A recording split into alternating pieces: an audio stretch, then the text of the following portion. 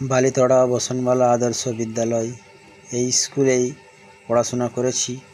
এই পুরনো বিল্ডিংটাই তখন ছিল, বড় বিল্ডিংটা তখন ছিল না। ওই পুরনো বিল্ডিংয়েই আমরা পড়াশোনা করেছি। আমাদের স্কুলের প্রধান শিক্ষক ছিলেন তখনকার দিনে রবীন্দ্রনাথ মাল।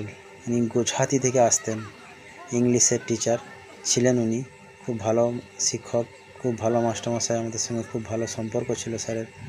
আজ উনি এই দুনিয়ায় নেই, কিন্তু স্কুল আছে, আমরা আছি, আগামী দিনও থাকবে। এই স্কুলের এত বড় গ্রাউন্ড তখন ছিল না, আমরা ছোট একটা মাঠেই খেলাধুলা করতাম। আজ অনেক বড় স্কুল হয়েছে, অনেক কিছু কাজ হয়েছে। কিচেন, বড় একটা বিল্ডিং হয়েছে, রান্নাবান্নার জন্য বাথরুম হয়েছে, অনেক কিছু হয়েছে। এই নারকেল গাছগুলো তখনও ছিল, আজও আছে, খুব ভালো লাগে।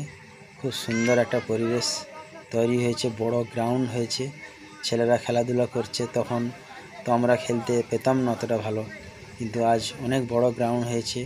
স্কুলের ছেলেরা তো খেলে বটেই, বিকেলবেলাও আমাদের আশপাশের ছেলেরা আসে, সবাই ফুটবল খেলে, ক্রিকেট খেলে। এখন বৃষ্টি, বর্ষা, তাই লোকজনের আনা জানা কম আছে, কিন্তু খুব সুন্দর একটা পরিবেশ। চারপাশে মাঠ, ঘর বাড়ি দূরে দূরে আছে। ছেলেরা খুব মনোযোগ সহকারে এখানে খেলাধুলা করে, ফুটবল খেলে, ক্রিকেটও খেলে, অনেক কিছুই খেলাধুলা হয়।